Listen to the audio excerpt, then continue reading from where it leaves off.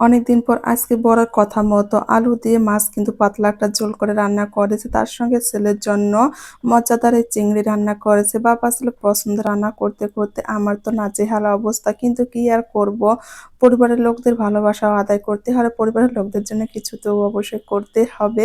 আর এইভাবে পাতলা ঝোল করে মাছ রান্না করে খেতে তো আমার কাছে অনেক, অনেক বেশি ভালো লাগে। এই তো ফাইনালি আজকে সবার পছন্দ রান্না-বান্না করে নিলাম। সো হ্যালো এভরিওয়ান, আসসালামু আলাইকুম। সকালবেলা উঠে আমার যে কাজটা থাকে ফ্রিজ খুলে খোঁজাখুঁজি করা শুরু করে দেয় কি রান্না করব কি রান্না করব। এই তো দেখছিলাম যে মাছ, আর আপনাদের ভাইয়া কিন্তু আজকে বলে দিয়েছে মাছ রান্না করব একটু আলু দিয়ে, কেননা আমি সবসময় কিন্তু যে কাজটা করি মাছ ভেজে একবারে ভুনা করে ফেলার। আপনাদের ভাইয়া কিন্তু আজকে বলেছে তুমি একটু আলু দিয়ে পাতলা করে ঝোল রান্না করবা, এই তরকারিটা খেতে কিন্তু দারুণ লাগে। ভাবছিলাম আমাদের জন্য যেহেতু মাছ রান্না করবো, মাছ তো মোরসান একদমই খাবে না, সেই জন্য কিন্তু মোরসানের জন্য কিছুটা চিংড়িও বের করে নিলাম। এই তো দুইটাই এখন ভিজিয়ে দিয়ে দিয়েছি। এখন ভাবছিলাম যে আমরা কি খাবো, যেহেতু রান্না বান্না করতে অনেকটা লেট হবে, সকালবেলা রান্না করে যে ভাত খাবো সেই এনার্জিটাও কিন্তু পাচ্ছি না।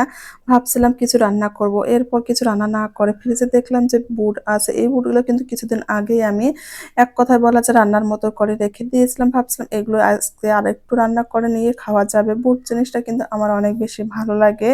এই তো সুন্দর করে কিন্তু ঝটপট রান্না করে নিলাম, যেহেতু আগে থেকে আমার রান্না করা ছিল সেই জন্য অল্প সময়ের মধ্যেই কিন্তু হয়ে গিয়েছে। আর এখন আমরা কিন্তু বুট মুড়ি বা যে যার ইচ্ছে মতো খেতে পারবো। এটা দিয়ে আজকে কিন্তু আমাদের সকালের নাস্তা ডান। আর সকালের নাস্তাটা কিন্তু অনেক বেশি ভালো লেগেছে, যেহেতু বুট সবাই অনেক বেশি পছন্দ।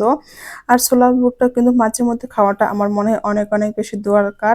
এই তো সকালের নাস্তার ডান। এখন তো দুপুরের জন্য কিছু রান্না করতে হবে। এখানে চিংড়ি কয়টা আমি সুন্দর করে বেছে নিয়েছি। আর আমি কিন্তু উপরের যে খোসাটা থাকে সেটা কিন্তু একদমই ফেলে দিয়ে দিয়েছি। এরপর কিন্তু সুন্দর করে ধুয়ে নিয়েছি। এখন আমি এক এক করে তেলে ভেজে নেব। এখানে কিন্তু তেলাপিয়া মাছটাও আমি সুন্দর করে ধুয়ে নিয়েছি। এক এক করে কিন্তু হলুদ লবণ দিয়ে ২ রকমের মাছের সুন্দর করে মেখে নিচ্ছিলাম।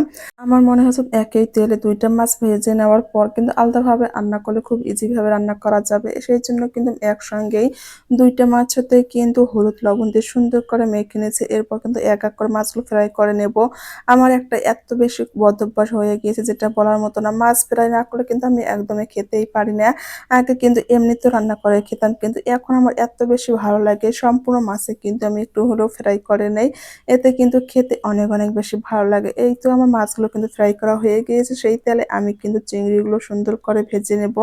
চিংড়ি মাছটা কিন্তু আমরা সবাই অনেক বেশি পছন্দ করি, কিন্তু মোর ছেলের অন্য কোনো মাছই খাবে না। আমি যে ওকে চেষ্টা করিনি এটা কিন্তু নয়। আমি কিন্তু ওকে অনেকবার চেষ্টা করেছি মাছ খাওয়ানোর জন্য, কিন্তু ও মাছ দেখলেই বমি করে দেয়। কেন জানি না এরকম করে বুঝতেই পারি না। সেজন্য কিন্তু চিংড়িটা নিয়ে আসার চেষ্টা করি, যেহেতু ছেলে পছন্দ করে। এইজন্য কিন্তু চিংড়িটা আনলে কিন্তু ওকেই আমি রান্না করে, করে খাইয়ে দেই। এই তো সুন্দর করে ভেজে নেব। এরপর কিন্তু সুন্দর করে মসলাটা কষিয়ে কিন্তু চিংড়িটা ভুনা করে নেব। আর তেলাপিয়া মাছের একটু আলু কেটে নিয়েছি। আলুগুলো কিন্তু এর মধ্যে আমি সুন্দর করে ধুয়ে নিয়েছি। আর আজকে একটু ধনিয়া পাতা দিয়ে সুন্দর করে পাতলা একটা ঝোল করব। এইভাবে তরকারিটা খেতে কিন্তু দারুণ লাগে, যেহেতু আমার বর খেতে চেয়েছে সেজন্যই কিন্তু আমি মন দিয়ে সুন্দর করে রান্নাটা করেছি। আসলে পরিবারের লোকদের জন্য ভালোবেসে মন দিয়ে রান্না করলে কিন্তু নিজেকেও ভালো লাগে। আর পরিবারের লোকরা যখন খেয়ে অনেক বেশি খুশি হয় তখন তো আর কিছু বলারে থাকে না। এই তো আমি সুন্দর করে মসলাটা কষিয়ে নিয়েছি। এর মধ্যে কিন্তু আলুটা দিয়ে দেব।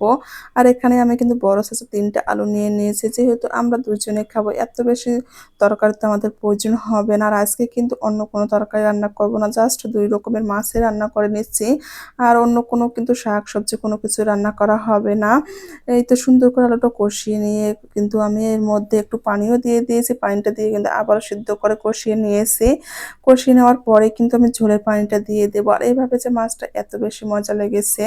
আর আমার তো তরকারির মধ্যে ধনিয়া পাতা না দিলে একদম খেতে ইচ্ছে করে না। কেন জানি না ধনিয়া পাতাটা আমার এত, এত বেশি প্রয়োজন। সেইজন্য কিন্তু আমি সারা বছরের জন্য ধনিয়া পাতাটা ফ্রিজে রেখে দেই, যাতে আমি নিশ্চিন্তে খেতে পারি।